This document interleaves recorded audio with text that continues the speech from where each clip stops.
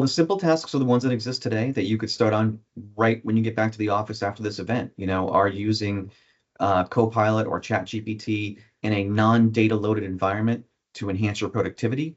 I would do security awareness training, create policies for my people so you have rails as far as what AI can do. Matter of fact, if you haven't done that already, that's where I would start. You have to have an AI policy and a security policy to make sure that your people know where the limitations are and what you should be using AI for today.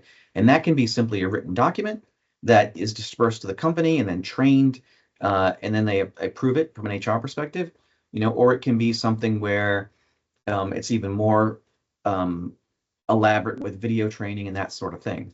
So from a low-hanging fruit perspective, it's about using the tools that we have to do basic things. It's also about leveraging AI that's in business applications. Like, for example, one of the phone systems that we provide at Vertikal 6 is DialPad. We've recently rolled it out, but it has a lot of AI built into it. So what it can do is it can measure call scripts. So I can say, thank you for calling Vertikal 6. My name is Rick.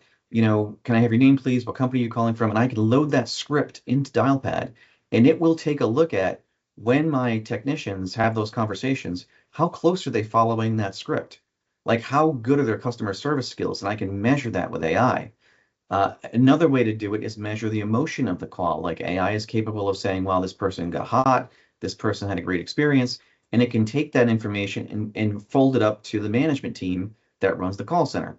Now, most of the time AI provides good answers, but sometimes it doesn't. So this is an example of if it escalates a recording of a call, then the leadership team of the help desk has to go listen to that call and make a judgment call, right? Like, it can do a decent job of trying to provide those answers, but it's not perfect. So there's an example of where you want to take the AI piece of it, use it as a tool, but you can't trust it completely. And this is even the issue that we're going to have with agentic AI. So agentic AI is linking different AIs together, like kind of an AI that's an overarching supervisor, and then sub AIs to get tasks accomplished. Like today, just doing that, you still want to watch what's happening and then proof it before it goes out. You don't want to just blindly automate everything, right? So these are some examples of, what you can do with AI today. I mean, other applications like EMRs, right? EMRs are electronic medical records. So if I have a condition that a patient has, I do my testing, my labs, all that stuff I built into my EMR. I may use the AI in there to present with what is this potentially the issue this person's having and what can I do with that. So then when that information is returned back to the physician, they again have to look at it and go, okay, well, that actually makes sense. Maybe do some research on my own before I make a diagnosis. Or wow, how did AI come to that conclusion?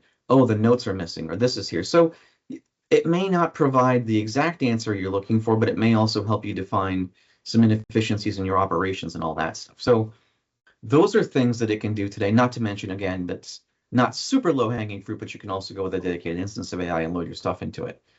Going forward in the future, the hype is, it can do a whole bunch of stuff, right? It can replace, an assistant. It can do high level engineering tasks. It can do all of these things, and I think it will get there. But the question is, how long is it going to take and how much money is it going to be and where does it make sense? But there's clearly a revolution going on, but it reminds me, of the 90s with the internet, right?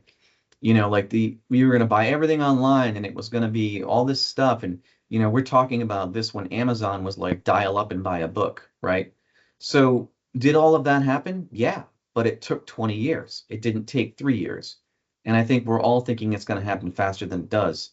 But, and maybe it will, but logic would dictate that, it's going to happen when it happens. We're all working on it.